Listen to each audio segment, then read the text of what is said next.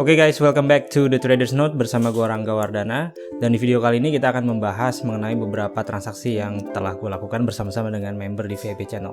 Nah, bagi kalian yang baru mengikuti YouTube channel saya dan atau yang sudah di VIP channel cukup lama, pastinya tahu bahwa di selama 1 bulan terakhir ini kita mengalami market yang cukup bergejolak ya. Bahkan saya sejak 11 Juli itu sebenarnya sedang mengalami yang namanya drawdown. Drawdown itu adalah fase dimana kita tradingnya itu sulit untuk profit ya, bisa kita loss beberapa kali bertubi-tubi, misalkan kayak 4 kali atau 5 kali bertubi, atau misalkan kita untung, kita loss 2 kali lalu untung sekali, lalu loss lagi 2 atau 3 kali lalu untung sekali, dan seterusnya. Ini membuat biasanya equity kita arahnya itu cenderung ke bawah dan kita butuh recovery untuk bisa melewati drawdown tersebut. Nah, di sini perlu saya tekankan juga bahwa banyak para pemula terjun di bisnis forex ini tanpa mengetahui bahwa setiap metode itu selalu ada yang namanya drawdown, dan kita tidak bisa menghindari fase drawdown tersebut karena setiap metode pasti ada fase drawdownnya.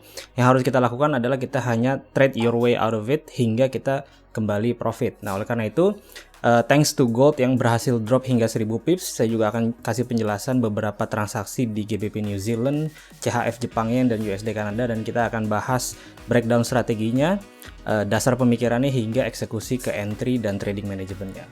Oke, sebelum kita mulai jangan lupa untuk klik like, subscribe, dan share. Klik juga link di bawah ini di deskripsi untuk kalian bergabung di channel telegramnya The Traders Note. Mari kita masuk ke konten materi. Oke guys, di video kali ini ya kita akan membahas mengenai temanya adalah loss recovery dan beberapa transaksi yang gue lakukan gitu ya, terutama di gold nih, yang gold pada akhirnya berhasil drop cukup besar, bahkan sampai ke level 1690 ya. Jadi pada saat 2 minggu lalu itu gue bikin mapping forex ya mengenai gold, dan kita akan bahas sedikit di gold nih sebenarnya bagaimana sih perjalanan si gold ini gitu ya. Oke, kita akan mulai aja karena ini penting banget, salah satunya mengenai loss recovery ya. Jadi di dalam trading itu selalu ada yang namanya loss ya, cut loss, dan kebanyakan para trader yang pemula atau baru masuk di dalam bisnis forex itu mereka taunya tuh pengen profit konsisten, dan mengartikan profit konsisten itu artinya adalah sesuatu yang untung terus nggak pernah loss. Nah, padahal kenyataannya yang disebut dengan profit konsisten itu bukan seperti itu, tapi adalah kalian trading untung rugi, dan ruginya itu tidak besar gitu ya, dan untungnya harusnya lebih besar daripada ruginya sehingga hasil akhirnya adalah profit. Oke, so ini yang kita akan bahas di gold. Di gold itu kemarin ya, ini dropnya cukup gila, dan dia pada Senin pagi itu drop hingga ke 1680. Nah, kemarin itu gue melihat ya di awal 2 minggu lalu itu bahwa si gold ini itu ada EMA 50 dan EMA 200 yang itu sebenarnya semua mata tertuju di EMA tersebut ya. Dan kalian perhatikan ini gerakan impulsif turun ke bawah, lalu dia korektif gerakan naik ke atas, dan pada akhirnya di sini dia naik turun nih ketika dia reject di EMA 50 200. Disitulah gue trading dan beberapa kali kena cut loss di gold ya. Dan kalau di gold ini kan range-nya cukup besar, sehingga kalau kita cut loss seperti 100 pips, 120 pips beberapa kali itu hasilnya akan membuat equity kita turun gitu, kurang lebih seperti itu. Nah, tapi di sini gue tetap stick sama pemikiran gue bahwa si gold ini masih akan tetap terus turun ya, dan ketika terjadi double top ini semakin memantapkan, dan ketika dia pada akhirnya 1 hari sebelum hari Jumat ya, sebelum NFP itu, si gold ini kita putar ulang di sini ya. Oke, kita manfaatkan fitur replay dari TradingView di sini. Kita akan masuk ya. Nah, saya majukan sedikit 1 hari. Nah, setelah dia terjadi rejection di sini, kalian perhatikan ini sebenarnya sudah pertanda ya bahwa si double topnya ini ya, dia terjadi double top setelah rejection EMA 50 200. Artinya kalau dia terjadi gerakan, harusnya gerakannya adalah turun ke bawah, dan itu biasanya saya tarik eksternal Fibonacci seperti ini, dan saya pasang target ke 1700 gitu ya. Kenapa 1700? Langsung di level 1.618 ya di sini. Oke.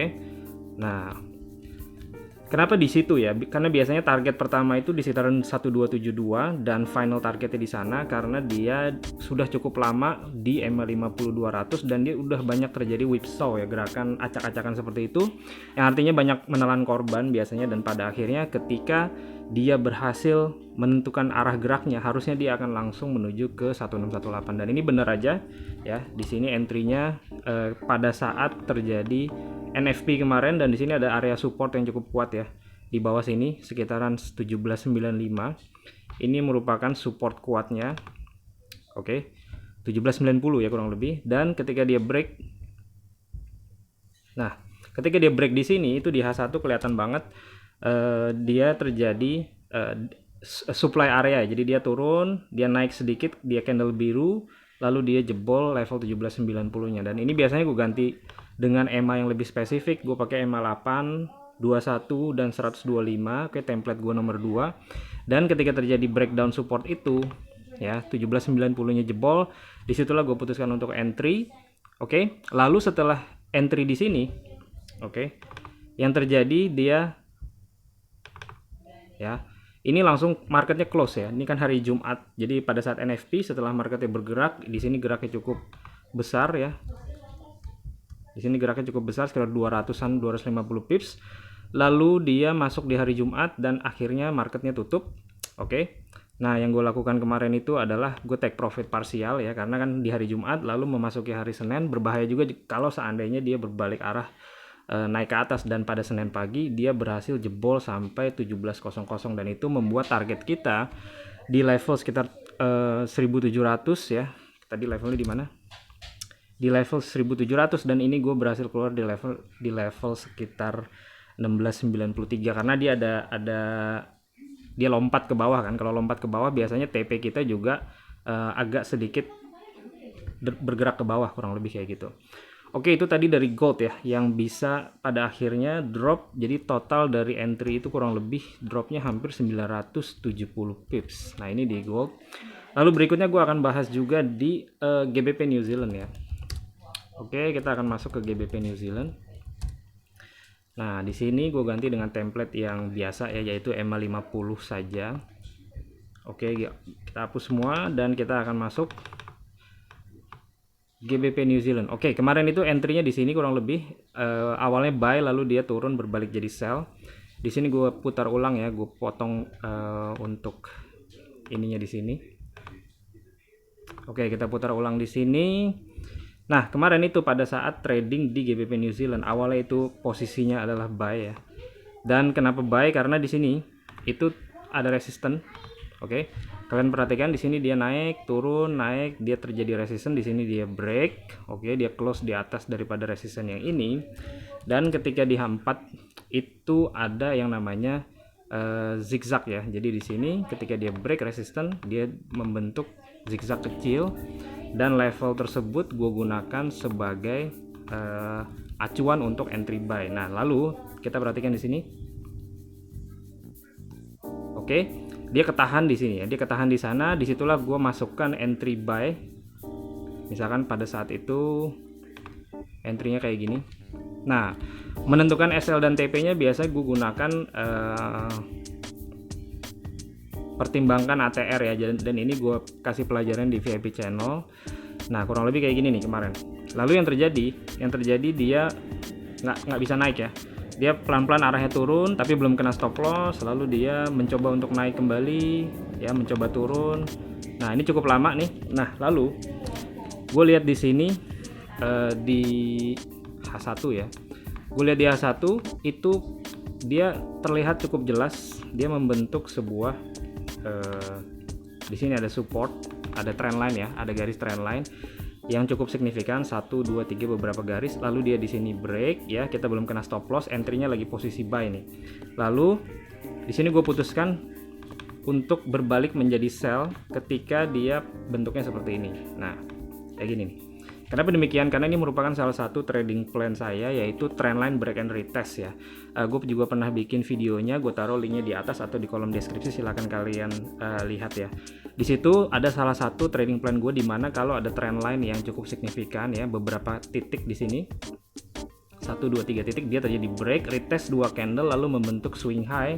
Setelah dia terjadi retestnya, maka itu cukup valid untuk dilakukan trading sell. Nah, oleh karena itu, karena posisinya lagi buy, jadi pada saat dia berbalik di sini saya lakukan cut and reverse dan posisinya adalah sell dengan targeting untuk turun ke bawah, dan target bawahnya itu saya gunakan EMA ya, EMA di H4 di sini. Nah, dan ini kemarin targetnya sampai EMA di bawah sini, dan akhirnya cut and reverse berbalik menjadi profit. Jadi kurang lebih itulah trading plan saya dari buy ya, cut lossnya nggak terlalu besar di sini sekitar 50 pips, dan ketika balik sellnya ini bisa dapat 100 pips, dan itu membuat loss berbalik menjadi profit. Oke, lalu ada beberapa pair lagi saya akan jelasin juga di USD Kanada nih. Oke, kemarin USD Kanada kita ada trading sell dari sini. Kita manfaatkan fitur putar ulang lagi di sini. Oke, gue ganti dulu dengan template yang standar ya, EMA 50 saja. Nah, di sini kemarin gue masuknya entry sell ketika break daripada bawahnya di sini. Alasannya kenapa? Kita lihat ke time frame gede ya, dan ini adalah time frame weekly. Jadi kadang-kadang higher time frame itu kita gunakan daily chart atau kadang weekly chart. Jadi tergantung daripada bentuk chartnya mana yang lebih bisa mendefinisikan arti gitu. Nah, kalau di daily chart itu gue lihat sebenarnya dia false break ya. Jadi di sini dia ada resistance yang cukup pentingnya. Oke, kita bikin mapping di sini. Ada 1, 2 resistance, ini saya sebut dengan zona trading optimal ya. Dia di sini break dan dia di sini balik lagi ke bawah ya. Nah, ini membuat yang namanya false break besar nih. Nah, kalau di weekly chart kita perhatikan, sebenarnya cukup jelas bahwa ini merupakan masih di dalam tren turunnya si USD Kanada ya. Dan ini merupakan area resistance yang cukup kuat, dan dia false breaknya itu membentuk pin bar nih. Jadi dia pin bar plus false break di weekly chart. Artinya kalau marketnya udah siap, maka harusnya dia dari sini dia akan terjadi gerakan drop, dan itulah yang dasar pemikiran gua untuk melakukan trading sell ya. Dan ketika bentuknya seperti ini, gue ganti dengan template lain. Makanya gue pakai beberapa template ya. Kalau udah masuk ke lower time frame, biasanya gue akan ganti templatenya dengan EMA yang lebih spesifik lagi. Di sini gue pakai EMA 21 3490. Nah, ketika terjadi base seperti ini, kalian kalau lihat di H1 juga semakin jelas ya bahwa ini dia telah terjadi dead cross ya. Jadi di sini dia udah dead cross semuanya, dan ketika ini supportnya ditembus, jadi gue melihatnya ini adalah drop. Ini yang panjang ini adalah base ya. Jadi dia membentuk base drop ya. Dan ketika break ke bawah, disitulah gue putuskan untuk entry sell di sini. Oke, kita gunakan trading seperti ini ya. At least SL dan TP-nya 1:1,5 nih. Oke, kurang lebih kayak gini. Dan pada akhirnya si USD Kanada pun dia berhasil drop ya. Nah, kurang lebih seperti itu.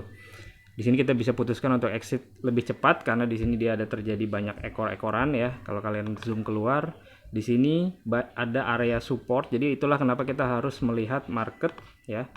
Dan terkadang TP udah hampir kena, kita lihat banyak terjadi rejection ya pada area sebelumnya, kita bisa putuskan untuk exit lebih cepat. Itu tadi di USD Kanada, GBP New Zealand, dan oke, ada satu lagi di CHF Jepang Yen. Di sini gua akan bahas ya.